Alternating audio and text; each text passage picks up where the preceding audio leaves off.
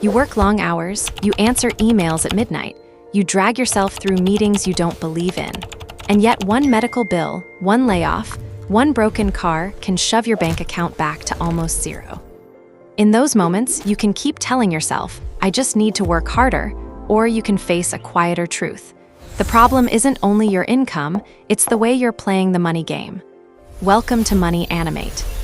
This is where you learn to look at money with a colder, clearer, more controlled eye, so you don't spend your whole life paying for a few rushed decisions. If you're done with the loop of earning, swiping, stressing, and starting over, hit subscribe right now, so you don't miss the ideas and tools that can help you understand the economy and design a wealth path that actually fits you. Today, you and I are going to walk through 5 psychological rules of money. Rules that quietly decide whether you become the person who quietly builds real assets or the person who unknowingly props up everyone else's lifestyle.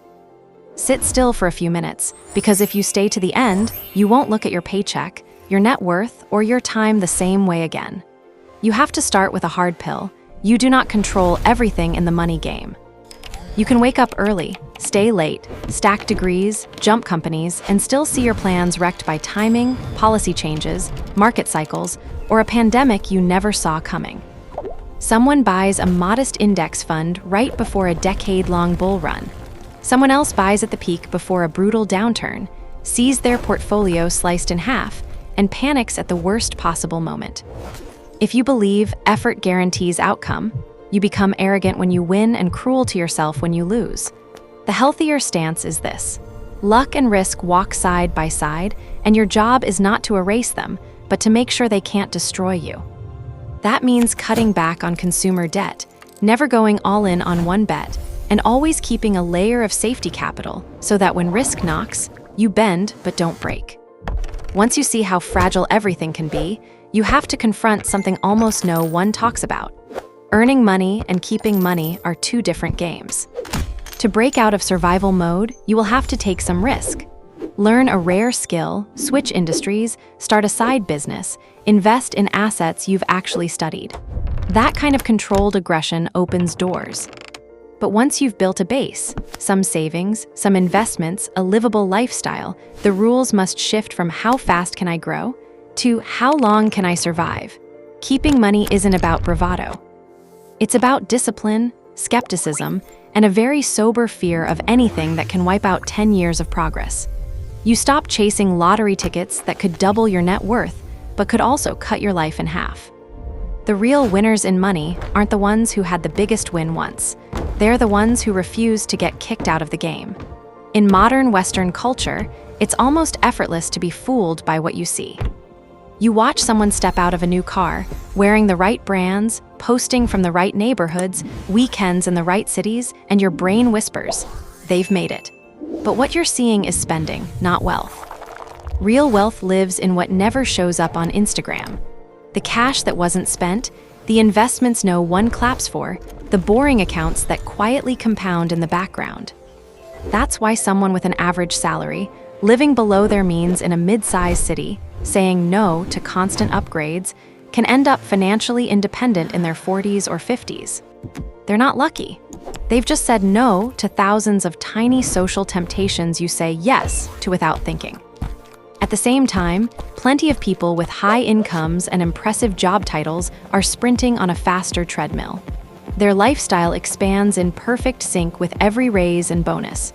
The nicer the apartment, the more fixed the costs. One bad year, one industry shift, one round of layoffs, and the pressure explodes.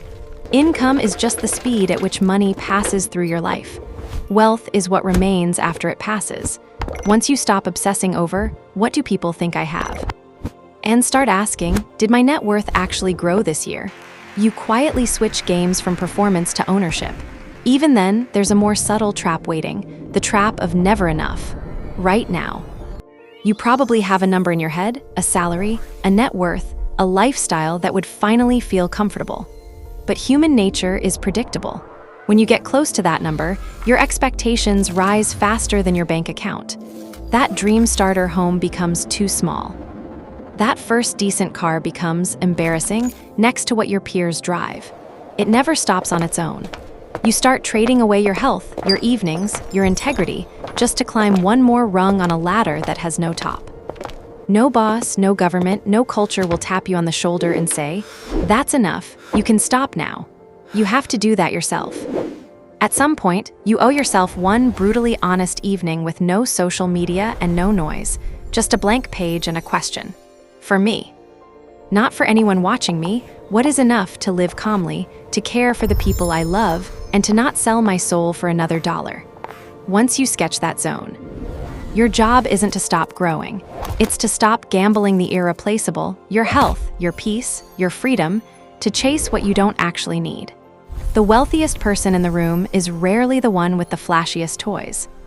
It's the one who can look around and quietly say, "Honestly, this is enough." When that line is fixed in your mind, you're harder to seduce with status games, harder to recruit into get-rich-fast schemes, and harder to control through envy.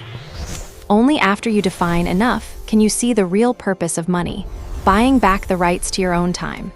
Picture something simple but powerful. You have 3 to 6 months of living expenses sitting in an emergency fund, untouched, there for shocks only. Tomorrow, if your manager crosses a line, if your workplace turns toxic, if your company culture shifts into something you can't accept, you can say no and actually mean it. You can walk away without walking straight into panic. In a recession, if your hours are cut or your role disappears, it will still hurt, but it won't crush you. At that point, money is no longer just a number, it's breathing room. Every dollar saved is a tiny slice of future freedom. Each transfer into your savings or investment account is a micro purchase of time. Days when you don't have to work but can still live. Weeks when you can learn a new skill instead of scrambling for rent. Evenings when you don't have to pick up an extra gig you hate just to survive the month. Seen that way, saving is not self-punishment. It's a trade, a little less surface comfort now, in exchange for much less fear later. Put it all together and money stops looking like a school math problem and starts looking like what it really is, a psychological game. You choose how to interpret luck and risk. You choose whether to enter the game with entitlement or humility. You choose when to be bold to break out of your current reality and when to be conservative to protect what you've built. You choose whether you need to prove yourself to strangers or whether you can live with being quietly secure and externally average. You choose to draw a line of enough, or you let the world move that line for you forever. Most importantly, you choose whether money becomes a tool to buy back the parts of life that matter most to you, or a tool to decorate a life you secretly resent. If you stay with Money Animate, each video will adjust your lens a little. How you look at your paycheck, your investments, your spending patterns, and especially your calendar. 10 years from now, you do not have to wake up in the same mental place, doing the same things, with a different title and a more tired body. You can redesign the game so that every financial decision isn't just, is this profitable? But does this move me closer to, or further from, the life I actually want? Here's the truth. You don't need another hack to get rich quick. You need a different operating system for how you think about money. Every day, you're choosing between two paths. One is the default. Work, spend, compare, borrow, repeat. The other starts with small, quiet changes, asking which expenses are just performance, which actually improve your life, and which savings can be transformed into future freedom instead of forgotten in the noise. When you treat money management as self-protection rather than sacrifice, you become less impulsive, less desperate, and harder to manipulate by fear or hype. On the road to financial freedom in the coming years, you don't have to wait for a miracle or a lottery ticket. You can learn to use the tools already within reach, including free AI tools, to increase your income, protect your time, and automate the low-value work that drains you without moving you forward. That's why you should check the link in the description and visit the official Money Animate website, where you'll find a curated set of free AI tools to help you work smarter, organize your finances more clearly, and piece by piece buy back control over your life. There's also a special gift waiting there for people who are serious about their financial freedom, but it only reveals itself once you take the step to show up. Don't forget to subscribe to this channel, hit like, and share this video with someone you know is stuck in the money grind and needs a colder, clearer perspective. And before you click away, ask yourself, tomorrow, are you going to keep playing someone else's game or finally start designing your own?